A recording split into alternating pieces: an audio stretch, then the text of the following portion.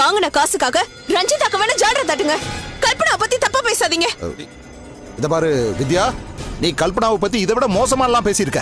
ரஞ்சிதாவா கல்பனாவான்னு வரும்போது நீ இப்ப கல்பனா பக்கம் சாஞ்சிட்ட. ரஞ்சிதா உனக்கு பிடிக்காததால இப்ப கல்பனா உனக்கு நல்லவளா தெரியுறா. இப்படி மாத்தி மாத்தி பேசுறதாலதான் சுதா உன்னை பச்சோந்தின்னு திட்டுறா. யார் என்ன பத்தி என்ன நினைச்சாலும் எனக்கு கவலை இல்ல மாமா. கல்பனா தான் இந்த வீட்டுக்கு மருமகளா வரப்போறா. நீங்க அதை ஏத்துக்கிட்டு தான் ஆகணும். இல்லனா இல்லன்னா இந்த வீட்டை விட்டு போயிடுங்கன்னு தான் சொல்ல வேண்டியதா இருக்கும்.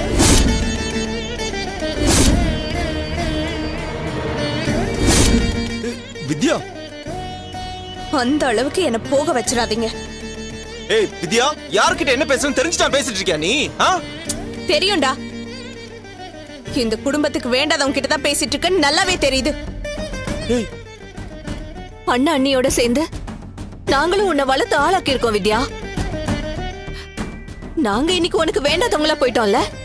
நீங்க முன்னால என்ன செஞ்சீங்கன்னு முக்கியம் இல்ல, இப்போ என்னவா இருக்கீங்கன்றதா பிரச்சனையே. அவன் தான் புத்தி கெட்டு போய் ரஞ்சிதா பின்னாடி சுத்திட்டு இருக்கானா? நீங்களும் அவன் பக்கம் நிக்கிறது சரியில்லைல்ல.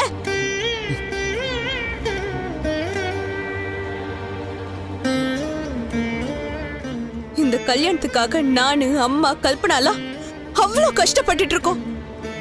அதை நிறுத்தத்துக்காக நீங்க பிளான் பண்ணுவீங்க, அதை நான் வேடிக்கை பார்த்துட்டு இருக்கணுமா? நான் உங்களுக்கு கடைசியா சொல்றேன், அருண் மனசை கலைக்கிறத இதோட நிறுத்திக்கோங்க.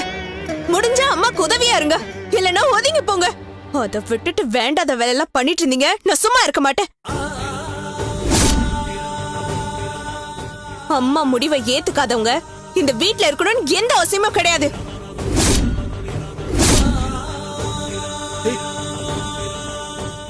ஏய் வித்யா, என்ன பேச? அது அத்த, அவ ஏதோ கோவத்துல அப்படி பேசிட்டு போறா. அவ சார்பில் நான் உங்ககிட்ட மன்னிப்பு கேட்டுக்கிறேன் மாமா. தயவு செஞ்சு மன்னிச்சிருங்க மாமா. அத்த, ரொம்ப சாரி அத்த. இப்ப போய் என்ன பண்றேன்னு பாரு.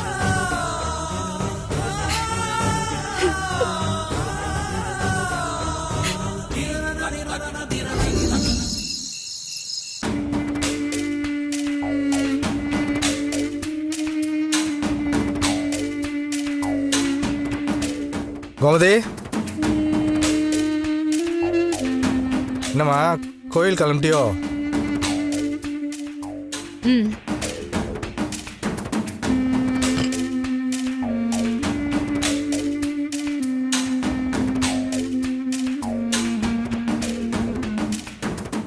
நீயும் நாள் தவறாம கோயிலுக்கு போயிட்டு தான் இருக்கிற. ஆனா சாமி உன்னை காப்பாற்ற மாட்டேங்குது.